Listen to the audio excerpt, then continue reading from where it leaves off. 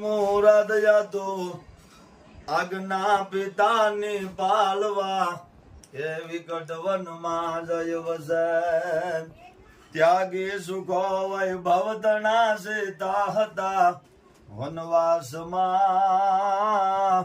અમદેશની હાજર મણી અમર છે ઇતિહાસમાં ભાઈ અમર છે ઇતિહાસમાં.